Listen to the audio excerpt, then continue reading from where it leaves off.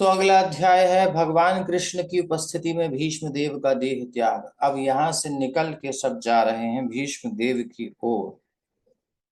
कई चीजें एक साथ हो रही हैं। भगवान चाहते हैं कि युधिष्ठिर भीष्म पितामह से श्रवण करे, उनकी महिमा बढ़ाना चाहते हैं।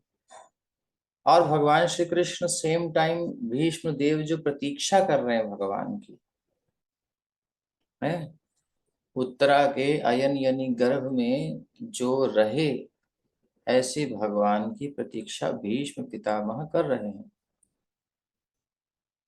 तो आगे जो है ये बात भी आएगी, आप देखेंगे आगे ये बात भी आएगी, आप देखेंगे कि जब कहा जाएगा कि भाई वो प्रतीक्षताम प्रतीक्षताम शब्द आएगा, आप देखना ध्यान देना।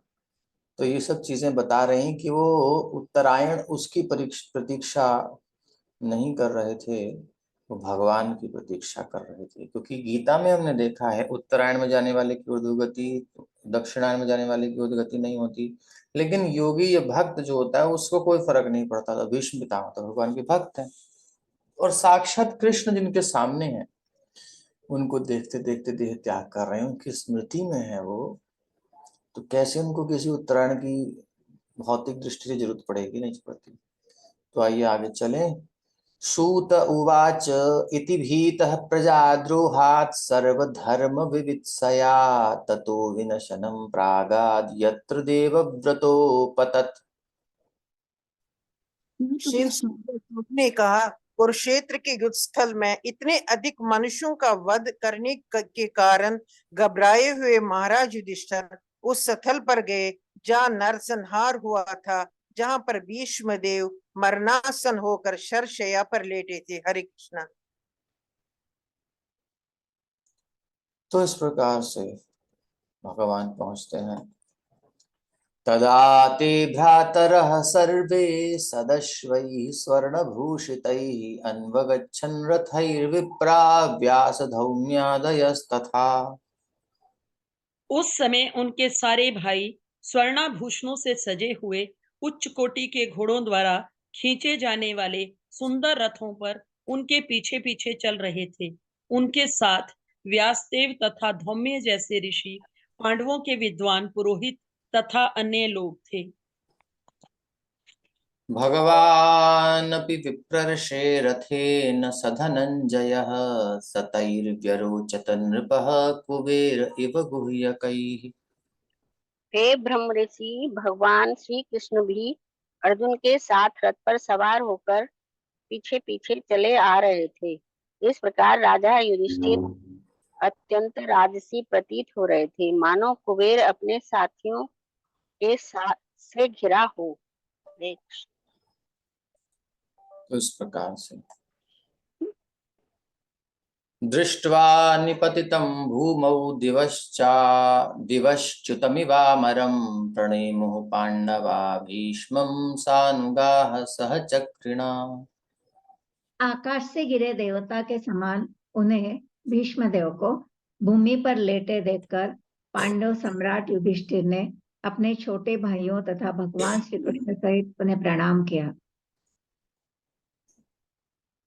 तो भगवान को यद्यपि अपने परम पद का आभास रहता था, तो भी वो मनुष्यों की तरह आचरण करते थे। अतएव उन्होंने भी मरणासन भीष्म देव को अपने को राजा युधिष्ठिर का छोटा भाई मानकर प्रणाम किया। लीला करते हैं भगवान बढ़िया से। तत्र ब्रह्मर्षयः सर्वे देवर्षयश्च सत्तम राजर्षयश्च तत्रासन् द्रष्टुं भरतपुङ्गवम्। राजा भरत के वंशजों में प्रधान भीष्म को देखने के लिए ब्रह्मांड के सारे सतोगुणी महापुरुष यथा देव ऋषि, ब्रह्म ऋषि तथा राज ऋषि वहां पर एकत्रित हुए थे। ऋषि की परिभाषा है, ऋषि वो है जिन्होंने आध्यात्मिक उपलब्धि द्वारा पूर्णता प्राप्त की है। ऋषि मंत्र दृष्टा हो, जो मंत्र दृष्टा होता है वो ऋषि होता है। और सारे ऋषि तमोगुणी नहीं होते, रजोगुणी नहीं होते, स्वच्छ शुद्ध स्वच्छ मन और बाहर से प्रसन्न और सत्वगुणी होते हैं। पर्वतो, कौन कौन से ऋषि थे? पर्वतो नारदो धौम्यो भगवान बादरायणः बृहदश्वो भरद्वाजः सशिष्यो रेणुकासुतः वसिष्ठ इंद्र प्रमदस्त्रिदो गृत्समदोसितः कक्षीवान् गौतमोत्रिश्च अत्रिश्च कौशिकोऽथ सुदर्शनः।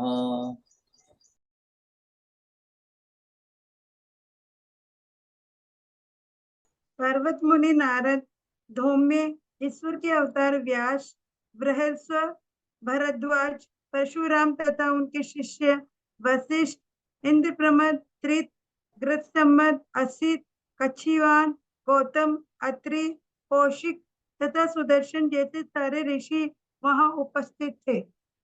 पर्वत मुनि नारद जी के संगी हैं, स्पेसमैन हैं, और उनको कोई यान की जरूरत नहीं पड़ती है।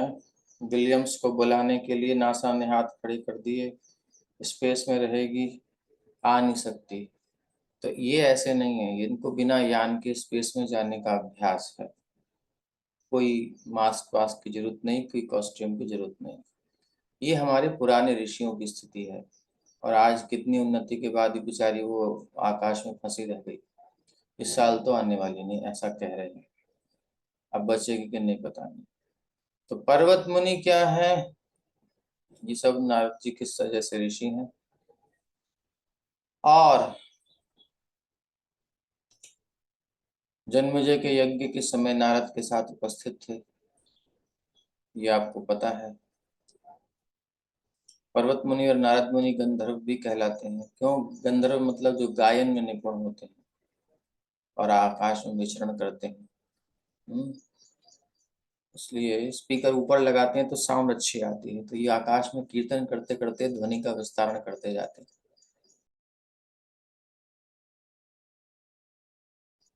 उन्होंने वहीं से द्रौपदी का स्वयंवर देखा, नीचे नहीं आना पड़ा, बहुत भीड़ थी, सर उन्होंने कहा ऊपर से देखते हैं बढ़िया से। तो जहां तहां जाते रहते हैं, तो ये वर्णन यहाँ है ही। नारद मुनि तो आपको पता ही है, प्रसिद्ध है। कितने भक्तों को भगवान से मिलाया है इन्होंने। ये तो सर्वत्र विदित है। ये तो हिंदी फिल्में भी जानती हैं, नारायण नारायण करके। वीणा बजाता हुआ कोई जूड़ा धारण किया, एक भगवान का प्यारा भक्त सब जगह पहुंच जाता है। लेकिन उन्होंने जो दिखाया है वो थोड़ा सा, जैसे कोई होता है ना दो तरफी बात करने वाला, आग लगाने वाला, ऐसा दिखा दिया। नारद जी बहुत सज्जन हैं और वो सबका कल्याण चाहते हैं, कभी किसी का अमंगल नहीं करने देना चाहते।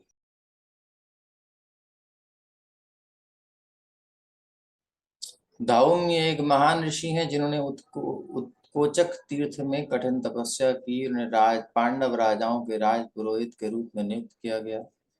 उन्होंने पांडवों के अनेक संस्कारों में पुरोहिताई की और द्रौपदी की सगाई के समय उन्हें हर एक पांडव का संस्कार कराया। ये है धौम्य। वो पांडवों के वनवास के समय भी उपस्थित थे और कोई कठिनाई होती तो उनको गाइडेंस करते देते थे। तो देखो, भक्तों के भी कोच हैं या उनके मेंटर हैं, ये पुरातन परंपरा है। हमें भी किसी भक्त के आश्रय में रहना चाहिए। प्रभुपाद जी हैं, उनके शिष्य हैं, ऐसे सीनियर डिवोटीज। हम भी कभी कभी पूछते रहते हैं, हमको भी निर्देशन मिलता है। आप भी किसी के संपर्क में रहिए जो अच्छे हों, सुलझे हुए हों, धौम्य जैसे हों। और अज्ञातवास जब 1 वर्ष किया, बड़ी कठोरता से उनके उपदेश को माना इन्होंने उस समय भी। ज्ञातवास, अज्ञात, वनवास और अज्ञातवास दोनों में। जब सामूहिक अंतिम संस्कार हुआ तो उनका नाम आ रहा है।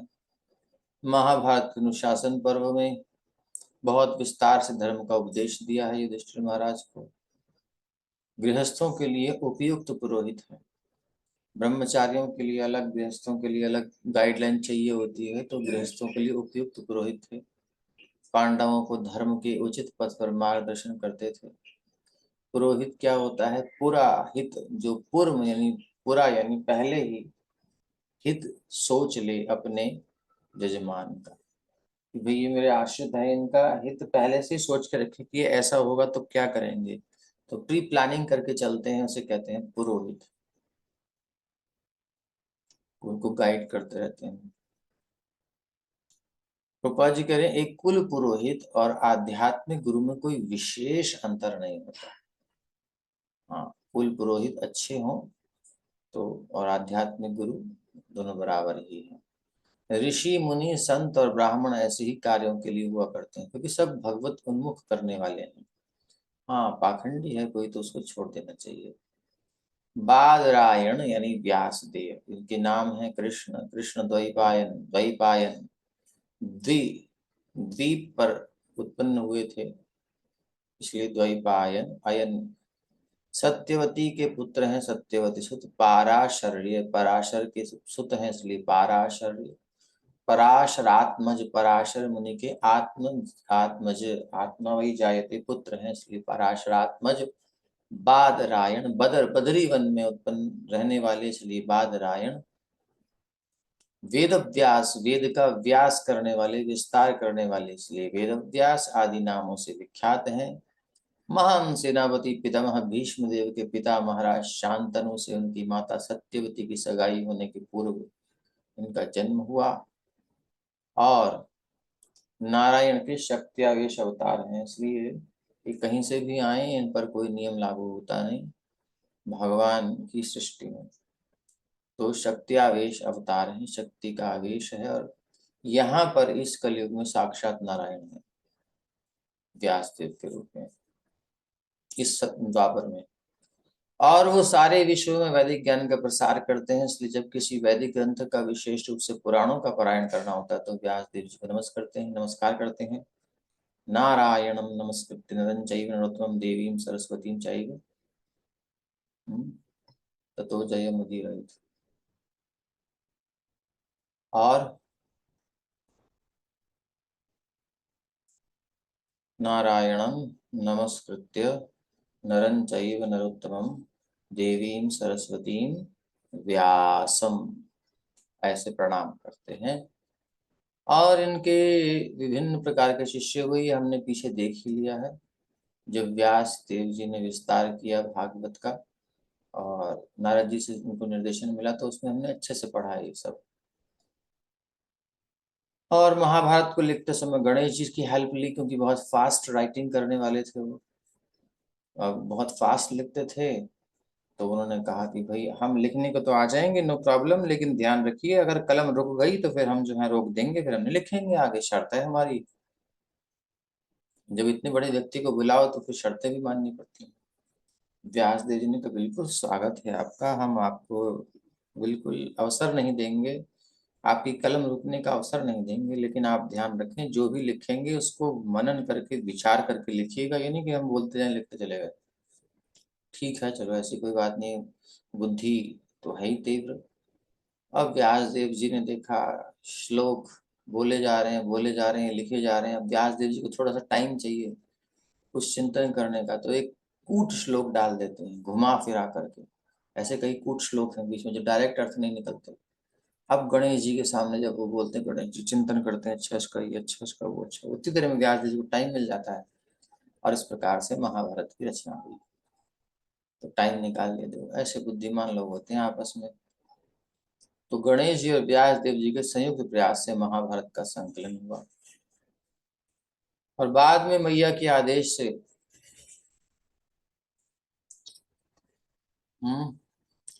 शंतनु से ब्याही गई थी। प्रथम पत्नी शांतनु की गंगा से उत्पन्न शंतनु के पुत्र बड़े पुत्र भीष्मदेव से अनुरोध से, सत्यवती के आदेश से 3 मेधावी पुत्र उत्पन्न किए, जिनके नाम थे धृतराष्ट्र, पांडु और विदुर। अम्बा, अंबिका, अम्बालिका 3 लाए थे कन्या। अम्बा तो भीष्म पितामह की जान खाने के लिए तपस्या करने चली गई, अंबिका अम्बालिका रह गई, और एक दासी। तो इनके द्वारा पुत्र उत्पन्न हुए। व्यासदेव ने कुरुक्षेत्र युद्ध के बाद तथा महाभारत के सारे योद्धाओं की मृत्यु के बाद महाभारत का संकलन किया और सबसे पहले जन्मेजय यानी हमारे युधिष्ठिर परीक्षित महाराज के पुत्र जन्मेजय उनकी सभा में इसको सुनाया गया।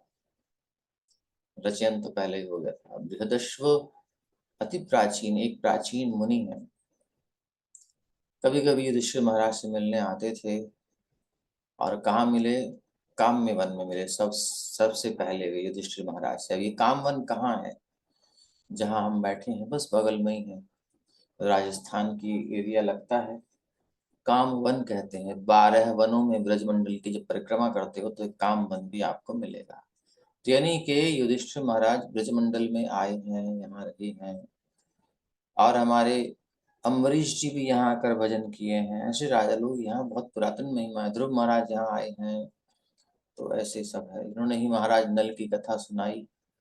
और एक अन्य बृहदश्व भी हैं जो इक्ष्वाकु वंश में उत्पन्न हुए, महाभारत में वर्णन उनका भी है। अब भरद्वाज, ये सप्तऋषियों में से एक, अर्जुन के जन्मोत्सव के समय उपस्थित थे और कभी इन्होंने गंगा के तट पर कठिन तपस्या की थी और इनका आश्रम आज भी प्रयाग धाम में विख्यात है। भरद्वाज राम जी के समय में भी थे। ऐसा कहा जाता है कि जब ये ऋषि गंगा में स्नान कर रहे थे तो स्वर्ग की एक सुंदर अप्सरा घृताची से इनकी भेंट हुई, मतलब दर्शन हुआ जाते समय। अब इतना सौंदर्य, इतना आकर्षण की मन विक्षुब्ध हो गया। होता है ऐसा, क्योंकि संसार का नियम है ये, स्त्री और पुरुष के बीच में आकर्षण स्वाभाविक है। इसलिए हुआ इनका और उन्होंने कहा ये व्यर्थ न जाए, अमोघ। तुरंत मिट्टी के पात्र में उसको विधि पूर्वक सुरक्षित रखा गया और टेस्ट ट्यूब बेबी समझ लो। द्रोण उत्पन्न हो गए, द्रोणाचार्य, ये सब वैज्ञानिक थे। हमारे पुराने ऋषि मुनि ऐसे नहीं थे कि बस हाँ दड़िया बढ़ा ली और कुछ आता पता नहीं। संस्कृत स्कॉलर और साइंस, सारी इनको मंत्र विज्ञान सब जानते थे। सब बड़े तपस्वी, पढ़ाकू। तपस्या इतनी कर रहे हैं तो उसमें तो शक्ति आई जाती है, तो उसको वेस्ट नहीं करना चाहते थे। जब जा ही रही है तो संसार में कुछ करे, वेस्ट क्यों जाए। और आजकल के लोग गुब्बारे बना बना के फेंक देते हैं। इस तरह द्रोणाचार्य भरद्वाज मुनि के पुत्र थे। कुछ लोग द्रोण के पिता भरद्वाज को इन महर्षि भरद्वाज से भिन्न मानते हैं। तो इस प्रकार ये ब्रह्मा के महान भक्त द्रोणाचार्य जी के पास भी गए, उन्होंने कुरुक्षेत्र युद्ध बंद करने का आग्रह भी किया, लेकिन वो कहाँ बंद होना था। परशुराम और उनकी मैया है रेणुका, तो रेणुका सुत हो गए। परशु है इनके हाथ में, इसलिए परशु राम है। ये महर्षि जमदग्नि और श्रीमती रेणुका के पुत्र हैं। 9वें स्कंद में इनका चरित्र अच्छे से हम सुनेंगे विस्तार से, इसलिए रेणुका सुत हैं और भगवद अवतारों में से एक हैं। क्षत्रियों का 21 बार संहार करने वाले हैं, दुर्मद दुष्ट क्षत्रियों का, जिनको मद हो गया है, सज्जनों का नहीं, इसलिए क्षत्रिय बचे।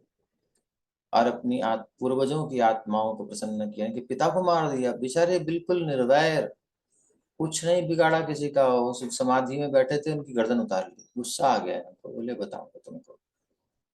सब कुछ करने के बाद महेंद्र पर्वत पर घोर तपस्या की और पृथ्वी को क्षत्रियों छीनकर ब्राह्मणों को, कश्यप मुनि आदि को दान में दे दिया। इसलिए जब दान में दी गई चीज उसको यूज नहीं कर सकते तो पृथ्वी पर रुकते नहीं थे, घूमने फिरने आते थे, सोते थे पर्वत पर जाकर के। तो महेंद्र पर्वत पर उनका निवास अब भी ऐसा बताते हैं। कंस मिला था इनसे और धनुष जो था उन्होंने दिया। बोले युद्ध करने आया? बोले हाँ। अच्छा चलो पहले धनुष पर प्रत्यंचा चढ़ाओ। तो परशुराम ने द्रोणाचार्य को धनुर्वेद की शिक्षा प्रदान की। तो कंस ने क्या किया? बोले चढ़ाता हूँ। चढ़ाते चढ़ाते इसकी जान निकल गई, पसीने आ गए, तोते उड़ गए इसके, घुटने टेक दिए कंस ने। चढ़ा दिया, लेकिन परशुराम जी प्रसन्न हो गए। जा बच्चा, कोई बात नहीं, तूने धनुष पर प्रत्यंचा चढ़ाकर बहुत बड़ा काम किया है, समझ गया तेरे बल को, जा ले जा, धनुष तेरे काम आएगा। जी खिलौना नहीं है, हाँ ये टूटेगा नहीं किसी से, तेरे से प्रत्यंचा नहीं चढ़ी तो टूटने की तो कोई बात ही नहीं, समझ गया ना, तेरा बल यहाँ क्षीण हो गया, अब इसको कोई तोड़ नहीं सकता, और जो कोई तोड़ देगा तो वो तो छोड़ेगा नहीं। तू गया, फिर ये टूटा तो तू गया। ध्यान रखना, बड़ा संभाल के रखता था, भगवान ने तोड़ दिया, तभी उसकी जान निकली। आसन ऊपर वो नीचे, तब उसको हालत खराब, यही दिखे कि बस दाल में भी काला जीरा नहीं है, कन्हैया है, ऐसी हालत हो गई। वो इन्हीं की कृपा से। तो युधिष्ठिर का राज तिलक हुआ तो वहां पे उपस्थित थे। कितनी लंबी आयु है इनकी, राम कृष्ण दोनों से मिले हैं। राम जी का तो आपको पता ही है, जब धनुष भंग हुआ था तो आए थे, और खूब बात कही हुई थी लक्ष्मण जी के साथ, और उनके बल को क्षीण कर रहा था क्रोध दिला दिला करके महाराज अर्जुन, वो लक्ष्मण जी। और फिर उसके बाद समर्पण किया राम को, और भीष्म पितामह से इन्होंने युद्ध किया। अम्बा आ गई बीच में, बोले मैं तुम्हारी, बोले मैं कैसे स्वीकार कर लूं, बोले तुम वहां से ले आए, उससे मेरा प्यार था, वो भी स्वीकार नहीं कर रहा, वो कह रहा तुम चली गई हो, मैं तुम्हें कैसे स्वीकार करूं, प्यार व्यार था नहीं उसको। अब मैं इधर भी ब्याह नहीं गई, उधर भी नहीं गई, मैं तो रह गई ऐसे ही, सब तुम ही मुझे ब्याह ब्याह लो, मेरे साथ कर लो ब्याह। बोले हम नहीं कर सकते। तो लेके क्यों आए थे? बोले जिनके लिए लाया था वो तैयार थे, तुमने मना कर दी। अब तुम जिसके प्यार में पड़ी उनने भी मना कर दिया, उसमें मेरी क्या गलती? बोले गलती तुम्हारी, तुम लेके क्यों आए, तुम्हें नहीं छोड़ूंगी। अब देखो खिसियानी बिल्ली कहीं ना कहीं तो नोचेगी। तो अब जब तुमने मना कर दिया तो फिर क्या करें, जाओ जहां जाना है। बोले ना हम तुमसे ब्याह करेंगे। बोले नहीं करेंगे हम। अब दम नहीं था तो गुरुजी के पास पहुंच गई। आज भी ऐसा होता है उस कौन में, जब कोई ब्रह्मचारी कहीं फंस जाता है तो गुरुजी की समस्या हो जाती है। फिर वो पहुंचते गुरु जी के पास, वो नहीं सुनता है तो गुरु जी के पास, ये मुझसे ब्याह नहीं कर रहा है, इसने मुझसे आई लव यू कहा था। अब गुरु जी परेशान होते हैं, कैसे चेले बना लिया मैंने। इसलिए बड़ा ध्यान से बनाते हैं, इसलिए बड़ी उसके बाद भी गलतियां हो जाती हैं। क्या करें, कलयुग है। तो फिर वो या तो ब्याह करते हैं या फिर वो कुछ और होता है, जो भी होता है। तो अब पहुंची गुरु जी के पास, पुराना केस है, अब नहीं, हमेशा चलता है। अब भीष्म पितामह ने कही कि ये तो मामला गड़बड़ है, गुरु जी से लड़ना पड़ेगा। कोई बात नहीं, अब जब लड़ना ही पड़ेगा तो लड़ेंगे, कोई बात नहीं, गुरुजी भी आ जाओ सामने। हमें ये शिक्षा दे रहे हैं कि अगर तुम इच्छा नहीं है तुम्हारी भोगने की, तो गुरु भी कहे तो भोगने की जरूरत नहीं है। हाँ, ये नहीं कि गुरुजी ने कह दिया तो बस हो गया। भगवान ने कहा वापस लौट जाओ गोपियों अपने घर, तो क्या लौट गई गोपियां? एक्चुअली भगवान का हृदय क्या है वो देखना है, गुरु जी का हृदय क्या है वो देखना है, वो देखना है। तो इन्होंने संकल्प किया है पिता के लिए, वो प्रतिज्ञा की है, वो जरूरी है। उसे तोड़ें या फिर यहाँ टूटे अपने आप, तो खुद मर जाना अच्छा है, प्रतिज्ञा नहीं तोड़ेंगे। प्राण जाए पर वचन न जाए। चलो, अब इन्होंने कोई इनसे आई लव यू कहा नहीं था, इसलिए युद्ध कर सकते थे, कहा होता तो सोचना पड़ता। तो अब भीष्म पितामह ने परशुराम से युद्ध किया, और ऐसा युद्ध हुआ, पहले साधारण, फिर उसके बाद दिव्यास्त्रों से युद्ध हुआ। अब तो दिव्यास्त्रों में एक से एक बढ़कर आने लगे। अब तो नारद जी आ गए, भाई आप लोग आपस में लड़ रहे हो एक छोरी के लिए, और पूरी दुनिया की तबाही हो जाएगी। अब आप दिव्यास्त्रों पर आ गए, ब्रह्मास्त्र आदि शुरू हो जाएंगे, फिर तो हो गया काम। एक जीव के लिए सारे लोग परेशान हो जाएंगे, इसलिए इसके चक्कर में मत पड़िए। विरत हो गए परशुराम जी, बोले बिटिया मैं कुछ नहीं कर सकता, ये नहीं हारेगा मुझसे। भीष्म पितामह जी ने थोड़ी सी स्माइल दी, हो गया। उसको तो तीर लग गया हृदय में, बोले अच्छा बताऊंगी तुम्हें मैं, छोड़ूंगी नहीं तुम्हें मैं। चौक की तरह चिपट गई, और अब जो है जा करके तपस्या करी इसने, भगवान शिव को प्रसन्न किया। शिव जी प्रसन्न हुए, बोल क्या चाहिए? बोले भीष्म पितामह की मृत्यु का कारण बनना चाहती हूं मैं। अरे इस शरीर में तेरे बस की नहीं है, तू जा, अगले शरीर में तेरी इच्छा पूरी हो जाएगी। अब बड़ा गुस्सा आया, नहीं है तो फिर मैं जीऊं क्यों? अब सच्चाई चिता, और उसमें भस्म हो गई, जल के मर गई। इतना गुस्सा था कि आग भी ठंडी लगी इसको, पता ही नहीं चला, इसको आराम से जल गई। अगले जन्म में पहुंची, आपको पता ही है, तो अर्जुन ने उसको सामने किया, उसको मारा भीष्म पितामह को। तो भाई ये जो होता है, आचार्य कहते हैं भोग के लिए ना स्पर्श किया उन्होंने, फिर भी हाथ जला, मतलब जीवन जल गया, इनको बाण बिंध गए। तो जो भोगेगा उसका क्या होगा? वो तो, उसको तो चित्त में बाण बिंधते रहते हैं। घर में देखो होता ही है, कहा सुनी होती रहती है, कभी कभी बड़े कड़े कड़े बाण पड़ते हैं। और भीष्म पितामह तो वहां लेटे हुए हैं, बाहर शरीर में बाण है, उनके चित्त में तो श्याम सुंदर है। लेकिन ऐसे संसार में जो भोग के लिए एक दूसरे को बरते हैं, ब्याह करते हैं, उसके चित्त में बाण चुभते रहते हैं। ये तो वही जानते हैं, क्योंकि ये बाण उनके अंदर चुभे हैं, और वो बताएंगे तो फिर मामला गड़बड़ हो जाएगा ना। स्माइल करते हैं दोनों बढ़िया से, लेकिन अंदर से चुभे रहते हैं। हाँ। वशिष्ठ, ये ब्राह्मणों में सबसे विख्यात ऋषि हैं। ब्रह्मर्षि वशिष्ठ देव कहलाते थे। वो रामायण और महाभारत दोनों ही कालों के विख्यात व्यक्तित्व हैं, विख्यात हैं। आप जानते ही हैं राम जी के चरित्र में, रामायण में वशिष्ठ जी का विशेष महत्व है। राज तिलक संपन्न कराया, और वो कुरुक्षेत्र के युद्ध में भी उपस्थित थे। लंबी आयु, समस्त उच्च लोकों और अधोलोकों में जा सकते हैं, ऊपर के लोक में भी नीचे के लोकों में भी। हिरण्यकशिपु के इतिहास से भी जुड़ा है इनका नाम। विश्वामित्र इनके बीच तनाव हुआ था, आपको पता है, बहुत टानाटानी हुई। चुपचाप सेवा किए विश्वामित्र की, राजा थे विश्वामित्र। अब सेवा मना कर रहा विश्वामित्र ने कि भाई हम राजा हैं, इतनी अक्षौहिणी सेना है हमारी, आप तो साधु हैं, वन में रहने वाले, कहाँ स्वागत करेंगे हम लोगों का, राजसी लोगों का। नहीं नहीं, अब आए हैं आप तो कृपया स्वीकार कीजिए, स्वीकार कीजिए, प्लीज आइए। जब विशेष आग्रह किया तो कहा ठीक है, अब आपकी इच्छा है, भाई ऋषि मुनि है, इनकी अलग बात होती है। कामधेनु का निवेदन किया, सारे खाद्य पदार्थ जो जो रिक्वायरमेंट थी A to Z पूरी होती गई। ऋषि ने कुछ किया नहीं, सब कामधेनु की कृपा से पूरा हो गया। बोले ये सब चमत्कार कैसे? बोले कामधेनु, कामना को पूरी करने वाली। बोले तो रत्न है, ये तो हमारे पास होना चाहिए। इतना बढ़िया खा पी करके डकार लेकर के कहते हैं, बोले अब हम दक्षिणा में ही ले जाएंगे। बोले ये क्या हो रहा है? स्वागत किया है, अपनी इच्छा से दूंगा जबरदस्ती। बोले अब जबरदस्ती समझो चाहे जो समझो, हमारे पास रहेगी। बोले नहीं रहेगी। अब वो खींच करके ले जाए, पूरी सत्ता है, राज सत्ता जब पड़ जाए पीछे, एक साधु क्या करेगा? ऐसा नहीं है। साधु ने कहा कि अब मैं क्या करूं, दंड नहीं देना सकता मैं इसको, क्योंकि मैं क्षमा धर्म को धारण किया हूं। ये बहुत बड़ी बात है, यानी समर्थ होने के बाद भी दंड नहीं देना, ये तितिक्षा, ये और आगे का बल है। ये साधारण लोग नहीं समझते। अब इनको देख करके जब खींची जा रही है गऊ, कामधेनु पूछते क्या आपने मुझे त्याग दिया है ऋषि?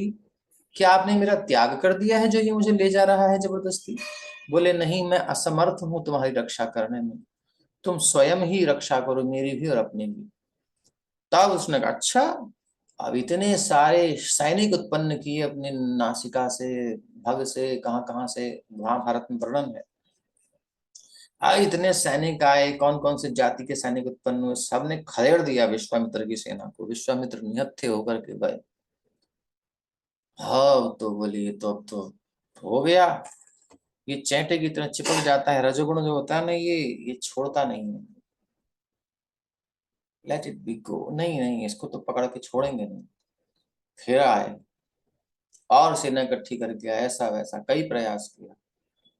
शिव जी की तपस्या करी, शिव जी से कहा, बोले शिव जी कहते हैं क्या चाहिए बच्चा?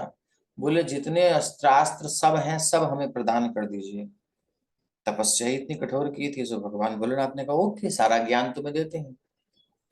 ये थोड़ी मिसाइल का ऑर्डर आ रहा है, राफेल का ऑर्डर, ऐसा नहीं, मंत्र विज्ञान वो इनके अंदर इम्पार्ट कर दिया, इनको सब शस्त्रों का ज्ञान हो गया, अस्त्रों का, बस मंत्र बल से प्रकट कर देते। और अब वो इधर क्या है, इनके पास तो कोई अस्त्र नहीं है, इनके पास ब्रह्म दंड है, भगवद आश्रय। उन्होंने प्रणाम किया भगवान को, बोले जैसी आपकी इच्छा, मारा भी राखो भी जो इच्छा तुम्हार, नित्य दास प्रति तु अधिकार। और ब्रह्म दंड को आगे करके प्रणाम करके, और ये बोले जैसी प्रभु की इच्छा। भगवद आश्रित हो गया। भगवद आश्रित को कैसे कोई अस्त्र मारेगा? ये ताकत हमारे शास्त्रों में बताई गई है, ये बल हम लोगों का होना चाहिए।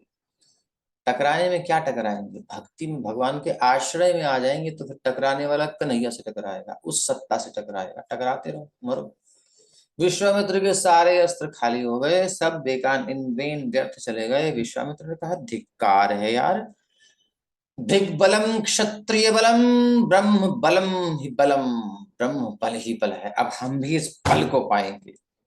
ये है भक्त के संग का, एक ऊंची मेंटेलिटी की व्यक्ति के संग का प्रभाव। विश्वामित्र क्षत्रिय से ब्राह्मण बनना चाहता है, प्रभावित हो गया, इतना बल। एकेन ब्रह्मदंडेन, एक ब्रह्म दंड से मेरे सारे अस्त्रों को नष्ट कर दिया, मुझे भी ये बल चाहिए। लग गए तपस्या। तो वो सब कथाएं आपको पता ही है, फिर किस प्रकार से आगे बढ़ी बात।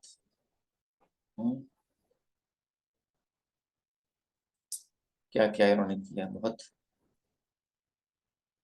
तो ये स्थिति है इतिहास की। और अरुंधति के पति हैं, सप्तऋषियों में से एक हैं।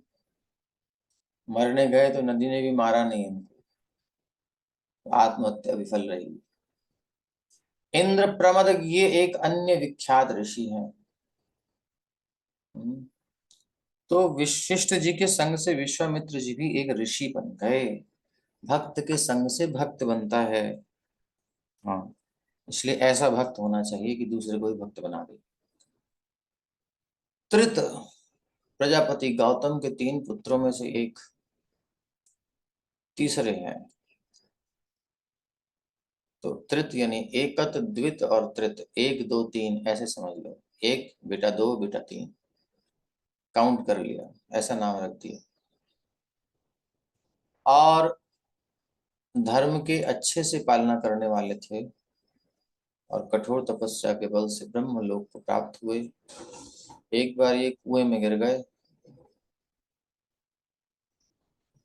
अनेक यज्ञों के व्यवस्थापक थे, फिर बाद में निकाले गए और महर्षि के रूप में मृत्युशैया पर पड़े भीष्मदेव को अपना सम्मान प्रदर्शित करने के लिए ये भी आए हैं अभी। ठीक है। वरुण लोक के सप्तऋषियों में से एक हैं, विश्व के पाश्चात्य देशों में रहने वाले हैं थे, अतः संभवतः यूरोपीय देशों के निवासी थे। उस समय सारा जगत एक ही वैदिक संस्कृति के अधीन था। ये प्रमाण है प्रभुपाद जी की वाणी में कि विश्व भारत के अधीन था। उस समय सारा जगत एक ही वैदिक संस्कृति के अधीन था। ये स्थिति थी। गृत्समद कौन है? स्वर्ग के एक ऋषि। इसलिए हम बेखटके पूरी दुनिया में प्रचार के लिए जा सकते हैं। जर्मनी जा सकते हैं, स्विट्जरलैंड जा सकते हैं, ऑस्ट्रेलिया, अफगानिस्तान, पाकिस्तान, सब जगह जा सकते हैं। लेकिन अब इतनी ताकत होनी चाहिए ताकि उनको झुका सकें। अब प्रहलाद जैसी भक्ति पहले तपस्या करनी पड़ेगी तब। गृत्समद स्वर्ग के एक ऋषि, स्वर्ग के राजा इंद्र के घनिष्ठ मित्र, बृहस्पति के समान ही महान, युधिष्ठिर के दरबार में आना जाना लगा रहता था। और ये यहाँ पर आए भीष्मदेव के पास। कभी शिव जी का गुणगान युधिष्ठिर के सामने किया करते थे। वीतहव्य के पुत्र हैं, देखने में इंद्र की जैसे मिलते जुलते हैं, सेम डिट्टो कॉपी है। कभी इंद्र नहीं हो मान लो तो इनको भेज दो तो लोग कंफ्यूज हो जाएं। कुछ बार इंद्र के शत्रु ने नहीं इंद्र समझकर बंदी भी बना लिया, बोले यही है इंद्र, पकड़ लो उसको। अभी कहा भाई मैं नहीं हूँ इंद्र, बोले इंद्र हो तुम, तुम्हारा पूरा स्कैन करके हम लेके आए हैं, फोटोग्राफी पूरी सब चीजें, यही तो है तुम। बोले ये नहीं हूँ मैं, वो कोई और है। बोले नहीं तुम हो। ले गए पकड़ के। बाद में पता चला तो छूटे। ऋग्वेद के विद्वान ब्राह्मणों द्वारा उन्हें अत्यंत सम्मान दिया जाता था। ब्रह्मचर्य जीवन बिताया, सभी प्रकार से शक्ति संपन्न थे। असित कौन है? असितो देवलो व्यासो स्वयं चैव ब्रवीषि। तो असित नाम का राजा भी हुआ है, लेकिन यहाँ असित का नाम असित देवल ऋषि के रूप में प्रयुक्त है। अपने समय के शक्ति संपन्न ऋषि। देख रहे हैं, शक्ति संपन्न, शक्ति संपन्न, शक्ति संपन्न।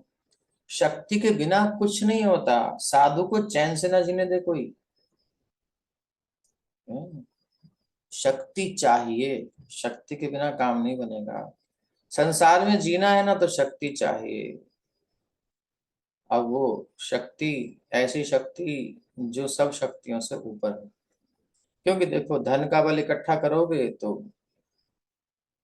अफगानिस्तान में सब लोग खत्म हो गए। कश्मीर वाले यहाँ बैठे हैं, मैया से पूछो इनकी संपत्ति कहाँ गई। अभी बांग्लादेश में आप देख ही रहे हो,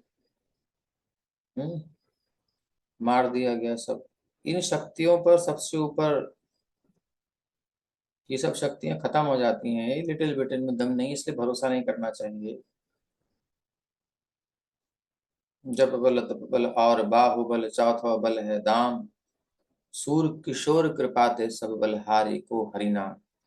अंतिम बल है हरिनाम का, जो आज बांग्लादेश में बांग्लादेशी हिंदू बोल रहे हैं। भक्तों का संग उनको मिला ही हुआ था, अब संस्कार खो गए थे, अब जागे उनके। विपत्ति में भगवान याद आए, आए तो सही। तो ये असली बल है। जब लग गज बल अपनो बरतियो, नेक सरयो नहीं काम। जब गजराज ने अपने बल का उपयोग किया, जरा भी काम नहीं उसका बना। और जब उसने भगवत निर्बल है बलराम पुकार्यो, निर्बल होकर के राम के बल को जब कॉल किया, पुकारा, ये प्रभु रक्षा करो, तो आए आधे नाम। फिर पूरा भी नहीं लिया नाम, आधे नाम में भगवान प्रकट हो गए। ऐसी स्थिति है। पूरा आश्रय सब त्याग करके, हरि का आश्रय, हरि का बल मिलता है, हर एक को इंडिविजुअल मिल सकता है, बल्क में मिल सकता है, लेकिन और कोई आश्रय नहीं होना चाहिए। कंडीशन है। तुम्हें कहीं भरोसा है, कहीं किसी पर डिपेंड हो, साइड में ये भी रखा हुआ है प्लान, तो फिर काम नहीं करेगा ये प्लान। जब लगी गजबल अपनो बरतियो, नेक सरयो नहीं काम। अंगद जी ने भी राम जी के बल से गाड़ दिया अपना कदम। बोले हिम्मत है तो उठा के दिखा दो। राम के बल से गाड़ दिया, अपना तो बल नहीं था उनका। तो एक व्यक्ति चैलेंज कर सकता है, लेकिन यही काम कठिन है। दुआ मंजूर होती है, दुआ जब पूरे दिल से होती है, मगर मुश्किल तो ये है कि ये बड़ी मुश्किल से होती है। इसीलिए हम लगे पड़े हैं, भागवत सुन रहे हैं, गीता पढ़ रहे हैं, नाम जप कर रहे हैं, भक्तों का संग कर रहे हैं, उस अनन्यता को लाने के लिए। अनन्याश्चिन्तयन्तो माम ये जनाः परिपासते, तेषां नित्याभियुक्तानां योगक्षेमं वहाम्यहम्। मैं हूं ना, कन्हैया तैयार है, लेकिन उनको ही बस, और किसी की शरण नहीं लेनी, किसी की आशा नहीं करनी, किसी का भरोसा नहीं करना। रहो कोई बात नहीं, सब काम करो, लेकिन भरोसा आशा केवल कन्हैया से, श्याम सुंदर से, गोविंद से, गोपाल से, तब बनेगा काम, उससे पहले नहीं बनेगा। वो चमत्कार तो तभी होंगे जो हम इतिहास में सुनते हैं। तो ये भी शक्ति संपन्न थे। उन्होंने महाभारत के 15 लाख श्लोकों की व्याख्या अपने पिता को सुनाई। अब ये ग्रंथ जो है ना, पूर्ण रूप से बहुत बड़े बड़े हैं, कुछ देवताओं के पास है, कुछ अंश यहाँ पर है। ये सब नित्य हैं। जन्मेजय के नाग यज्ञ में सम्मिलित हुए, युधिष्ठिर के राज्य अभिषेक में भी सम्मिलित रहेंगे। अंजन पर्वत पर इन्होंने उपदेश भी दिया। शिव जी के भी भक्त हैं। कक्षीवान मतलब आप अपने आश्रय को दृढ़ करिए। जिसका भी आश्रय लेते हैं, अगर वो सबल है, पूर्ण आश्रय लो, तभी चमत्कार होता है। और सर्वाधिक सबल है भगवत आश्रय। कक्षीवान कौन है? गौतम मुनि के पुत्रों में से एक और महर्षि चंद कौशिक के पिता, युधिष्ठिर की संसद के सदस्य हैं। अभी संसद की व्यवस्था हमारे शास्त्रों में दी हुई है। शासन सत्ता के बारे में कितने सदस्य होने चाहिए, किस वर्ग के कितने होने चाहिए, क्या क्या सिस्टम होना चाहिए, पूरी डिटेल दे रखी है। अब आज की परिस्थिति कैसी है? उस संसद तो पुराने नाम से ले लिया, लेकिन अभी संसद है नहीं। कोई दम नहीं है किसी के पास, कोई विचार नहीं है ऊंचे किसी के पास। समस्याएं पे समस्याएं, जॉब की समस्या खत्म नहीं हो रही, बेरोजगारी खत्म नहीं हो रही, और नई नई समस्याएं पैदा हो रही हैं। फिर कर क्या रहे हैं सदस्य लोग? मुद्दे लंबे लंबे खींच के ले जा रहे हैं, ये मुद्दे बना रहे हैं। ये सब चक्कर जो है, ये सब अलग चल रहा है। पहले ऐसा नहीं था, मुद्दा सामने आया, खत्म, आर या पार, तुरंत निर्णय, घंटा बजा, आ जाओ दरबार में, लग गई सभा। बोले ये हाथ के हाथ न्याय, जरूरत पड़े तो तुरंत सर कलम, जरूरत नहीं है कि भाई न्यायालय में जाएगा, कानून है, बोले कानून वानून मैं हूं ना, राजा खुद कानून है, तुरंत न्याय, अपराध सिद्ध होते ही सर कलम, खत्म बात, आगे से बात ही नहीं होगी। अत्रि, अत्रि मुनि महान ब्राह्मण ऋषि और ब्रह्मा जी के मानस पुत्र। ब्रह्मा जी इतने शक्तिमान हैं कि चिंतन मात्र से पुत्र उत्पन्न कर सकते हैं, उन्हें और कुछ करने की जरूरत नहीं है। ये चिंतन से यानी मन से उत्पन्न होने वाले मानस पुत्र हैं, पुत्र। तो अत्रि ब्रह्मा जी के सप्त मानस पुत्रों में से एक, सप्त ब्रह्मर्षियों में से एक है। उन्हीं के परिवार में महान प्रचितागण भी पैदा हुए। ये कथाएं आगे आपको मिलेंगी, ठीक है। अत्रि मुनि के 2 क्षत्रिय पुत्र थे, दोनों ही राजा बने, जिनमें से एक का नाम था अर्थम। 21 प्रजापतियों में भी इनकी गणना होती है। इनकी पत्नी का नाम अनुसुईया है। अत्रि अनुसुईया का आप नाम सुनते ही हो। महाराज परीक्षित के यज्ञ में भी सहायता की है उन्होंने। कौशिक महाराज युधिष्ठिर के राज दरबार के स्थायी ऋषि सदस्य थे, परमानेंट मेंबर ऋषि। ये कभी कभी भगवान कृष्ण से भी मिलते रहते थे। इसी नाम के अनेक अन्य ऋषि भी हुए हैं।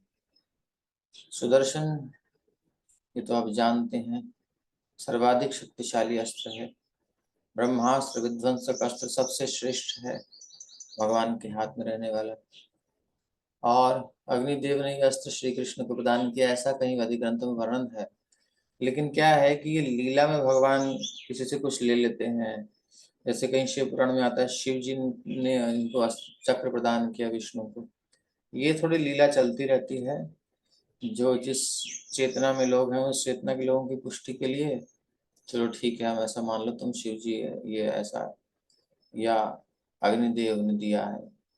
लेकिन ओरिजिनल में जो है वो भगवान का ही है। वो कहीं से घूम के आया कुछ करे।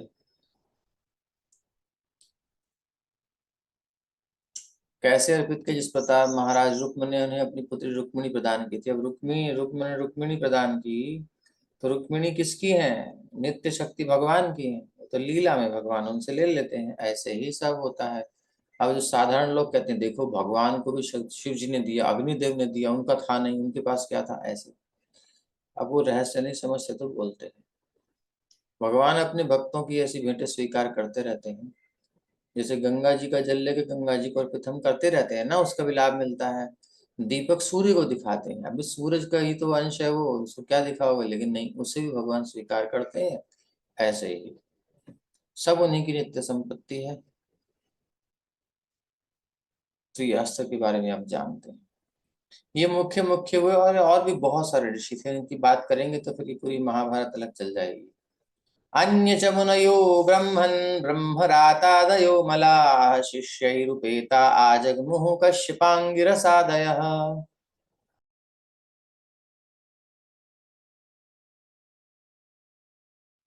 तथा सुखदेव गोस्वामी एवं अन्य पवित्र आत्माएं कश्यप, अंगिरस इत्यादि अपने अपने शिष्यों के साथ वहां आए। तो सुखदेव गोस्वामी आप जानते ही हैं, ब्रह्मरात के नाम से प्रसिद्ध हैं। आइए आगे चले।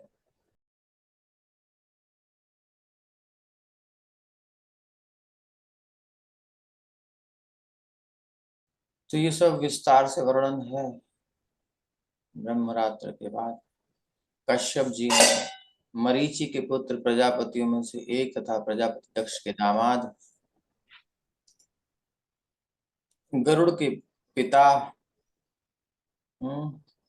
दिया था इनको। बोले अमृत लाना है, कुछ खाने पीने को चाहिए, बोले वहां पे हाथी है और वो कछुआ है, बहुत विशाल आकार का। दोनों पीछे जन्म के ऋषि हैं, एक दूसरे को श्राप दिया था, सो बन गए। तो उनको मुक्त कर आओ जाके, तुम्हारा भोजन हो जाएगा। भेज दिया ऐसे। और दक्ष की 13 पुत्रियों से उन्होंने ब्याह किया। तो ब्याह करने में कोई समस्या नहीं है, 1 2 4 5 10 15 करो, लेकिन उनको संभालो तो सही। अब ये नहीं कि तुमसे एक संभालने की दूसरी को ले आए। फ्रॉड नहीं करना चाहिए, उसे छुपा के रखे, है ना। दम है तो करो। नहीं है तो मत करो। ये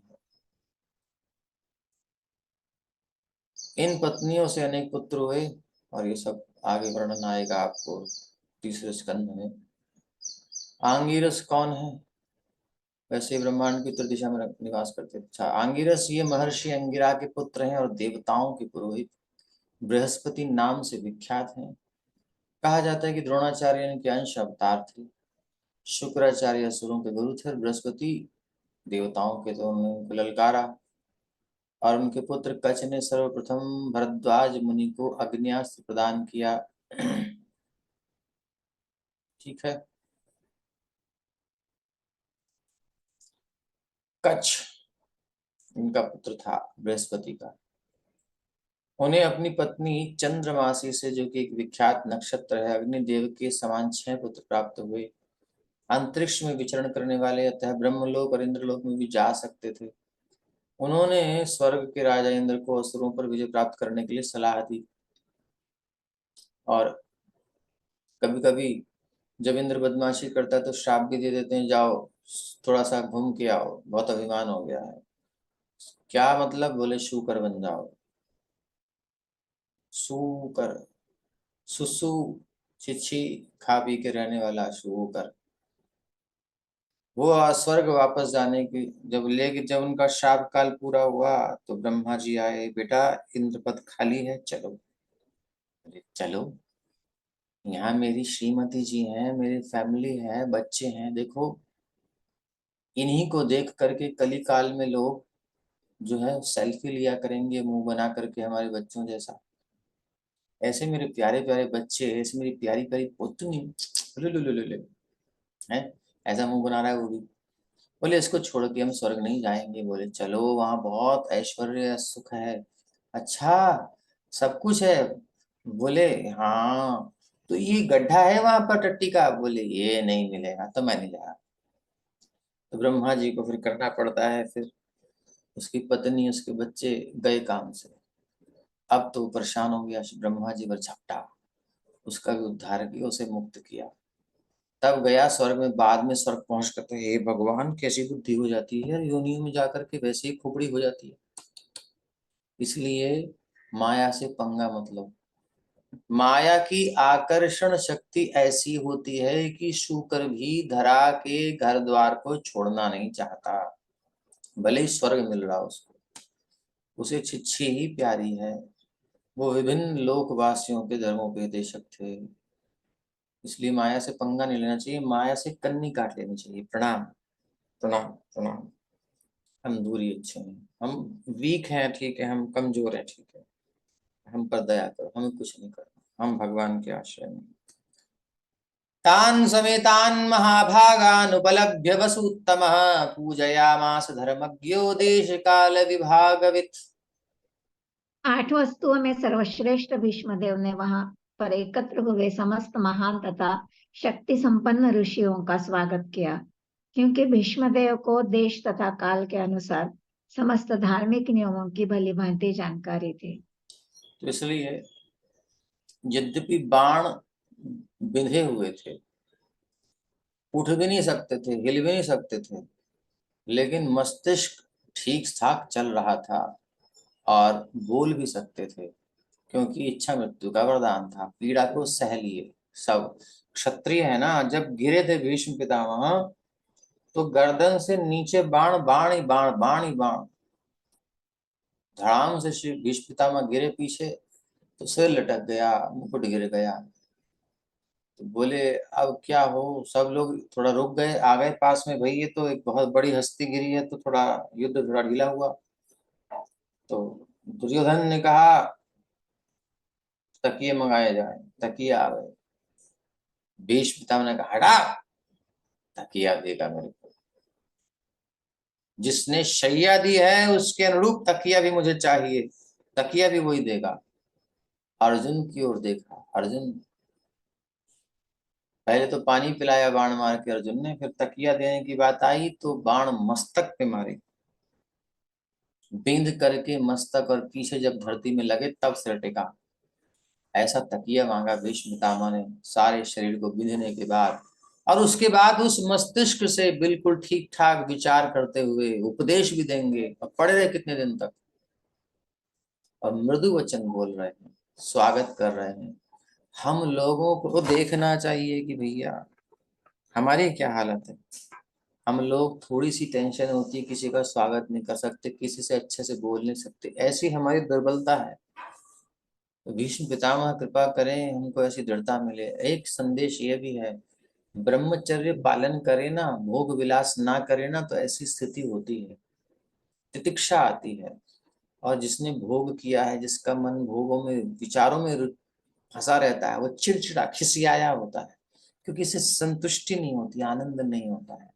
भूखा प्यासा भोग के लिए भूखा रहता है, तड़पता रहता है, चलता रहता है, ऐसे भटकता रहता है, उसकी आत्मा भटकती आत्मा। वो इसलिए वो किसी से मीठा बोल भी नहीं सकता। थोड़ी देर तक स्माइल करेगा झूठी मूठी, जैसे ही थोड़ी देर हो जाएगी उसके बाद खिसिया जाएगा, झेल नहीं सकता जाएगा। इसलिए ये भी एक संदेश है इसमें। तो उन्होंने सबका ठीक से सत्कार किया, सबको यथारूप वाणी से ही। और फिर अंत में कृष्णम च तत्प्रभावज्ञ आसीनम जगदीश्वरम हृदयस्थम पूजयामास मायायोपात विग्रहम। सबको बाहर सत्कार किया वाणी से, लेकिन कन्हैया को तो दिल में बसाना चाहिए। हृदय के आसन पर विराजमान किया। वो ऑलरेडी हृदय में विराजमान है, लेकिन और हृदय में विराजमान, थोड़ा और खींच लिया पास में। पढ़िए। भगवान श्री कृष्ण प्रत्येक के हृदय में आसीन है, तो भी वे अपनी अंतरंगिक शक्ति से अपना दिव्य रूप प्रकट करते हैं। वही श्री भगवान साक्षात भीष्मदेव के समक्ष विराजमान थे, और चूंकि भीष्मदेव उन महिमा से परिचित थे, अतः उन्होंने उनकी विधिवत पूजा की। हरे कृष्ण। भगवान वृंदावन में भी हैं हमेशा, और सबके हृदय में भी हैं, परमाणु के अंदर भी हैं, सब जगह हैं, लेकिन माया से अछूते हैं। तो भीष्म पितामह ने उनकी पूजा की। अब पांडुपुत्रानुपासीनान् प्रश्रय प्रेम संगतान् अभ्याचष्टानुरागाश्रैरन्ध्रीभूतेन चक्षुषा। तो अभी क्या करते हैं, भीष्म पितामह को उनके हृदय में ठाकुर जी बिठा करके थोड़ा सा आनंद लेने देते हैं। कृष्णम च तत्प्रभावज्ञ आसीनम जगदीश्वरम हृदयस्थम पूजयामास। हृदय में बिठाकर प्यार कर रहे हैं, पूजा कर रहे हैं। तो दो चार बातें करने तो उनको दिल में। मायायोपात विग्रहम। तो इस हफ्ते बात करेंगे, अगले हफ्ते मिलेंगे। श्रीमद् भागवत महापुराण की जय। श्रील प्रभुपाद की जय। धन्यवाद।